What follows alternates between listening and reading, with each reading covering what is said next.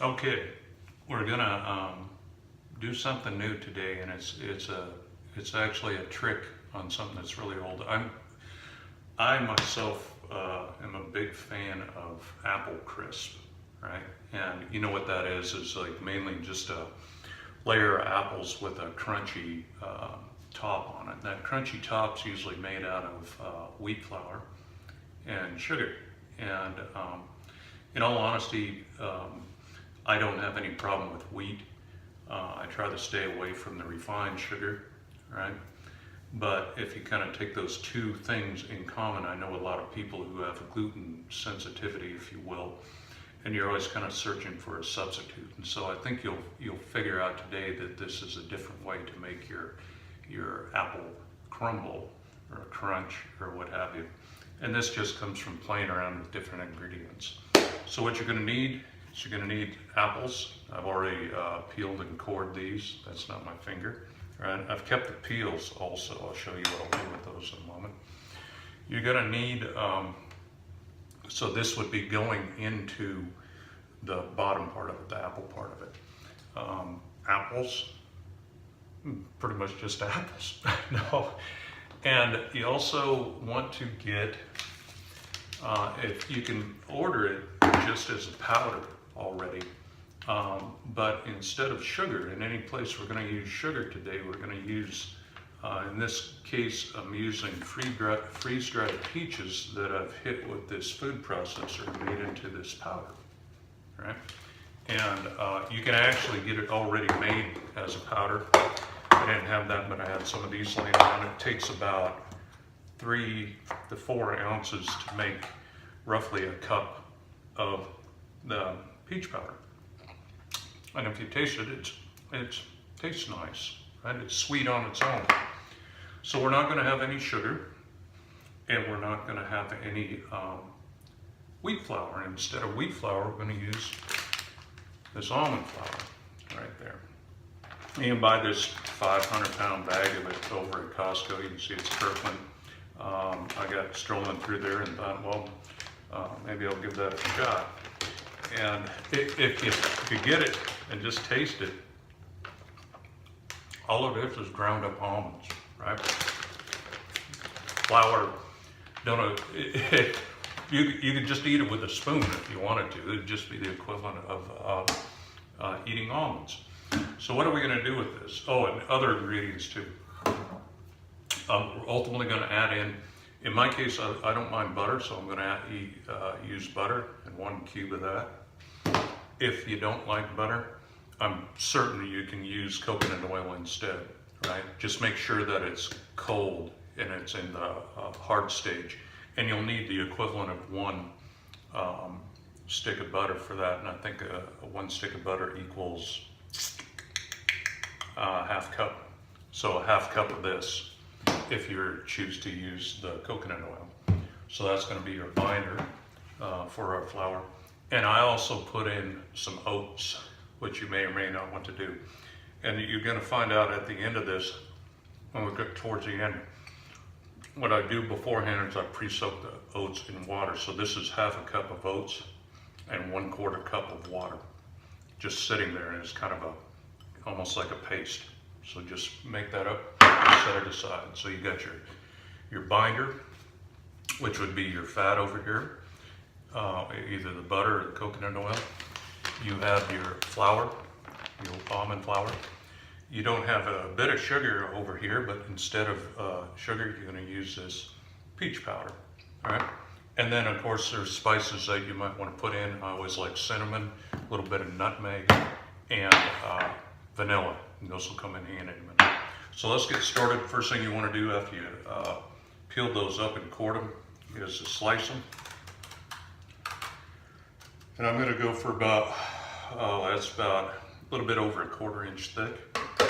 This thing makes quick work of everything around the house. This is my machine. That's half the reason I cook anymore. What you want? No, I always like to cook. Go ahead and quarter those up. Make sure that you got all the seeds out of them. And just get them all in there and get ready to go, because we're just going to hammer through all of those real fast. That's why I like this thing. It's like you don't have to even waste any time at all. So when we're all said and done there, we've got a bunch of sliced up apples, right? And just to give you, just in case you don't believe me, see what I got there? Tastes like apple. All right, so what we're gonna do, we're gonna get a pan. Now, the way you're gonna cook this,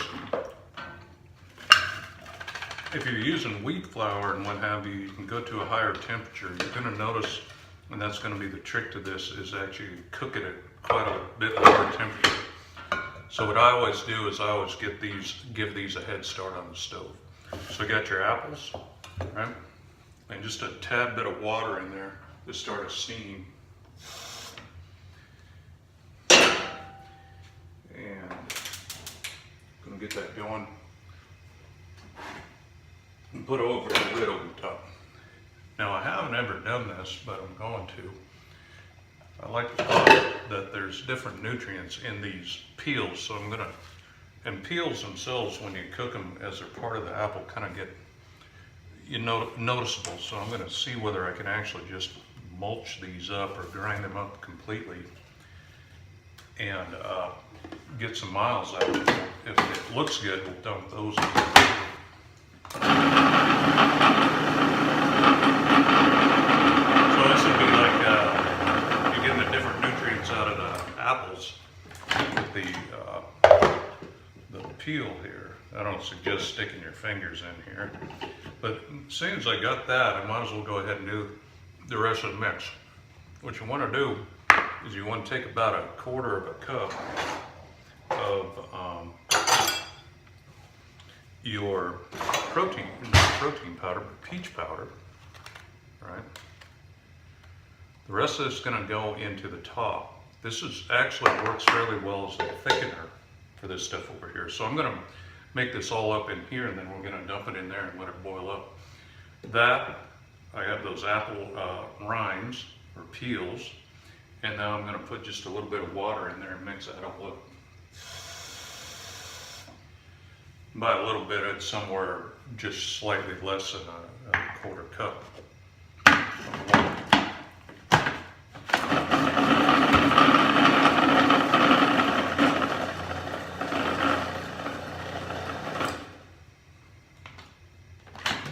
See what that's turned into. Tastes good too. So that's pretty much what we want. This is kind of a slurry. You can make that a little bit runnier if you want. You can always reduce it down on the stove through the heat by taking the lid off. And if you've ever stewed up apples, you know that you put a little bit of water in there and it starts to steam, and then the juices of the apples will start to run out themselves. So don't put a lot of water in there. Put enough in so nothing burns, right? And then ultimately at the very end, you can reduce that down to kind of a syrup almost. I just put a little bit more water in here to get everything out of here. Right? And so all of this is going to go in there too.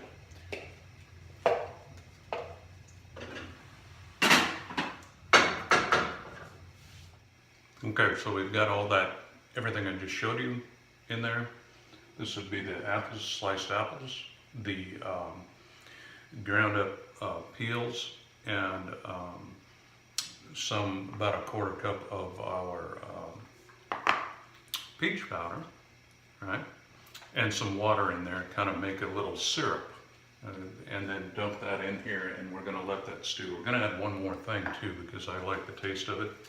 We're going to add about a teaspoon of vanilla in there. Just eyeball it. And this is pretty good vanilla right here. I don't know whether you're familiar with it, but it's really kind of a syrup rather than a extract. So anyway, that's going to be stewing away. In the meantime, we're going to get on with making our crust. And the first thing, because I got to reuse this thing, I'm going to rinse that out and make sure that it's dry. Okay, we're back here, and we've got our machine all dried off. We have our, this would be just a universal chopper unit in it. I'm going to give that a shot to begin with. It worked on a different food presser I have. So hopefully it'll still work on here. What we're going to need is we're going to need about a cup. Some change your, you know, if you want to make a little bit more, go ahead and make a little bit more, but I'm going to start out with about a cup here. Cup of the almond flour. And it really kind of depends on how big a pan you have. Here's my pan size right here. And it's going to spread pretty thin over the top of that. So I might actually just go ahead, since I know that, and go with about a cup and a half of this. I should have about the same amount left over with the peach powder. All right, so this would be a cup and a half of that peach powder. After I got done grinding everything up earlier today. When you buy a bag of it, I ran out of it. In fact, I bought it for a different reason. It didn't work for what I thought it was going to do, and sat around for the longest time. And I'm like, well, maybe I can cook with this peach powder. And it turns out that, yeah, you can. And it turns out for me, because my taste buds are really not over, you know, not, if you will, deadened by eating sugar all the time, it turns out to be a really good sweetener for me. And that's where I stumbled onto this. So we've got about a cup and a half of each one of those. This would be the oat, or not the oat flour, but the almond flour and the peach powder. Like I say, I have no problem with butter, so I'm going to use butter on this. I'm going to use a 1/4 cup on there, or a 1/2 cup, which is a whole stick.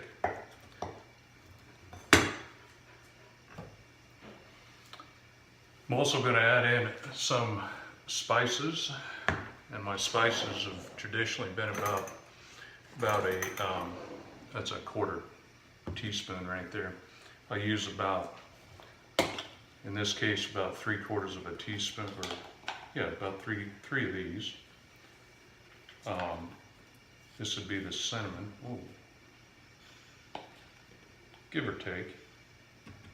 And you can spice it up however you like. And the nutmeg for me is a lot stronger spice, so I usually use only about half of what I put in on the cinnamon. I'm just going to cut it short at about 1/4 teaspoon there. All right? So that's all sitting there ready to go. And in the wings here we have, remember those oats I was telling you about. So I'm going to get to those, don't worry. What you want to do is get that chopped up. I'm looking down in here.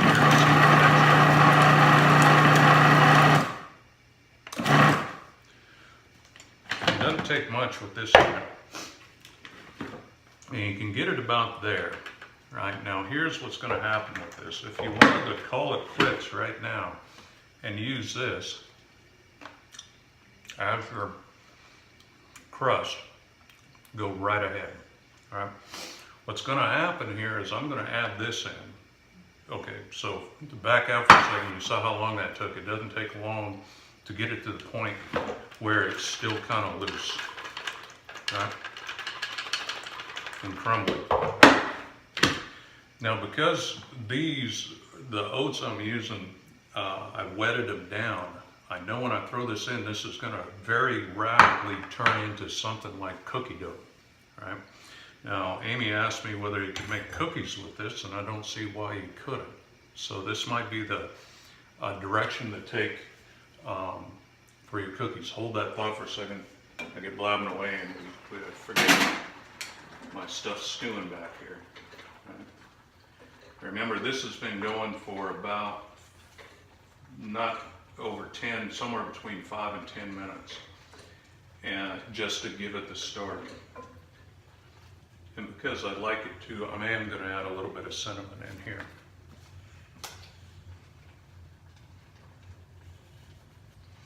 Smells better. Smells good. Apples and cinnamon always smell good. So that's still a little runny, and I'm going to keep the top off from here on out. We're going to let that kind of reduce down for us. And I'll show you when we get done. Anyway, back to this stuff. Use it right here where it's kind of crumbly, or brave on and go for kind of the cookie dough stuff. And this, what I found out, is that you're not just going to be able to dump it out over the top. You gotta kind of pick it. Well, you'll see here.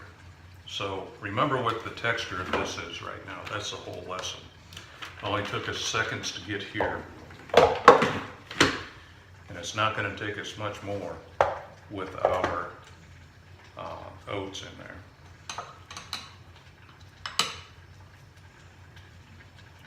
I've got my oats dumped in.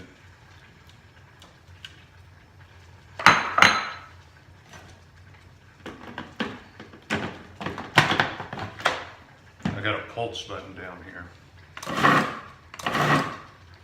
I could probably get by with just that. I think I'm going to. If I go any further, spinning that around, it'll all glue itself together into what you would consider cookie dough. And once it gets there, you can't turn it back around. So I'm going to stop here just so I can dump it out, right? But what the whole thing that I'm saying is that you do that first part, and you can grind away for quite some time, but you put anything wet in there, and it'll start the solidify the entire thing like cookie dough. So this is ready to go. This will be poured over the top. We have our pan over here. We have our stuff down here. And I'll tell you what, I think this is going to take about 4 or 5 more minutes, so I'm going to take a pause. Okay, we're back. And it's been roughly about 4 or 5 minutes since we last spoke. And in the meantime, what this has done is it's done what you'd expect. It started to reduce down. It's still just a tad bit on the runny side, but I'm going to go ahead and move ahead with it. What you can do, kind of 2 options here. What you're shooting for is just kind of a syrup, a consistency here. One is to let that reduce down a little bit more, and you can see the steam coming out of it. So you know that it's reducing down right now. Or you could go ahead, if you had some more of that peach powder, just add a little bit more in. It actually starts to thicken stuff up, and that's why I added it at the beginning, right? Apples are plenty sweet for me, so I don't need any sweetener down here. But it does serve as a really good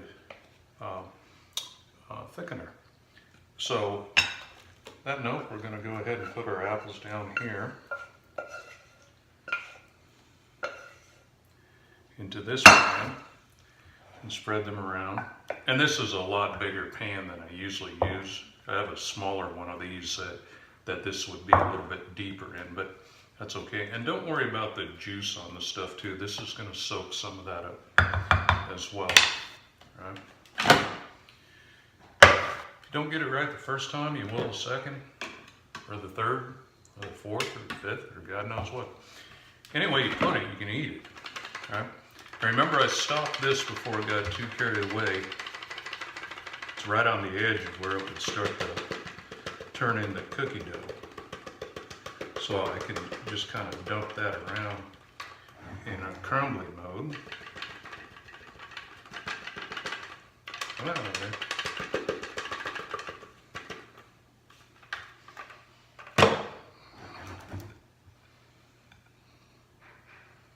make sure your hands are clean. And you can see this right here. If I squash that, it turns into essentially a cookie. So I stopped it right before the entire thing turned into that, right? If it did, what you do is you pull that out and just kind of make little blobs of it and throw it in, right? Either that or make cookies out of it, or throw it across the kitchen. Okay, so that's where we stand on this thing right now. It's very simple. This looks, give you an idea what it looks like before it goes in the oven. And what have I been doing regarding the oven? The oven's been on back here. It's been preheating at 300. Now, I told you earlier on what I found out with this stuff is that I usually cook up, if it's a wheat sugar, white sugar, cook it at about 375. If you throw this in there at 375, this is going to burn. It just chars up at a lot lower temperature. So 300 is about at the top that you want to put it, and you're going to want to cook it for about 30 to 45 minutes. You want to keep an eye on it. When I get done, I'll tell you how long it's cooked and what temperature. But start at 300, right? And watch the end of this video and I'll tell you whether I turn that down a little bit or not, right? So anyway, we're gonna get started on that into the oven. It's 440 right now. And if you, because it's warm to begin with down underneath, it should start kind of burbling. You know, that's nice, a burble or a gurgle or God knows what, bubbling underneath the apples. So it kind of works like a pie underneath, and at the same time, it's cooking that upper part of it. So with that, I'm going to sign off, and we'll come on back when we pull it out of the oven. Okay. I've checked this, it's looking pretty good. We've gone 35 minutes at 300 degrees, right? So start checking it at 30, at 300, and just keep an eye on it. I'll show you what we did.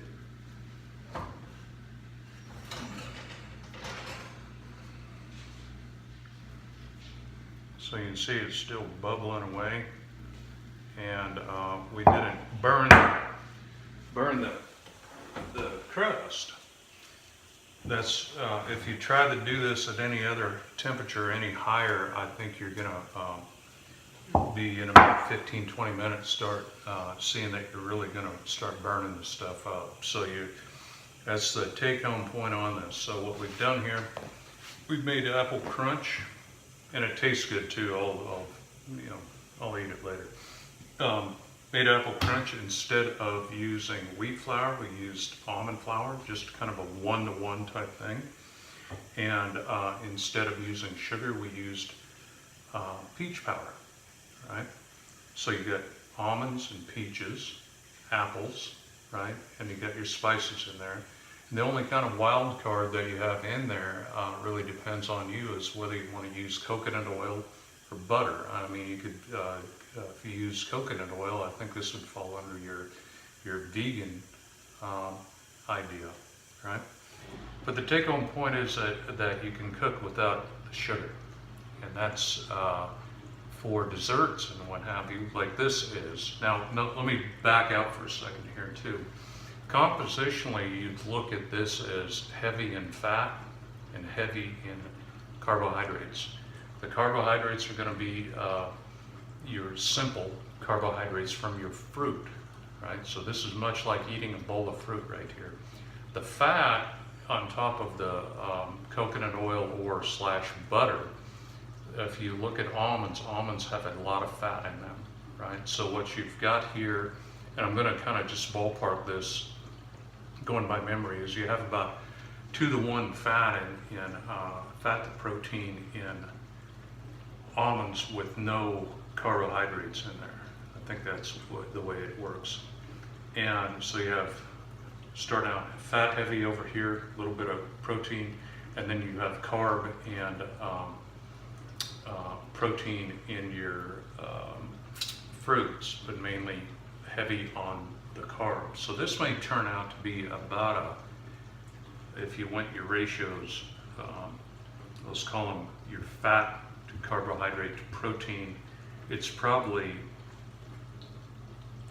my guess is probably about 2-to-1. I can dial that in more precisely, but this is not a protein heavy food. This is more towards your energy sources. So the way I treat this is I treat it as something after I eat my normal meals, which are protein heavy. So treat it as you will. You've gotten away from the sugar, and for those of you who have problems with wheat flour, you've gotten away from that too. So with that, good cooking.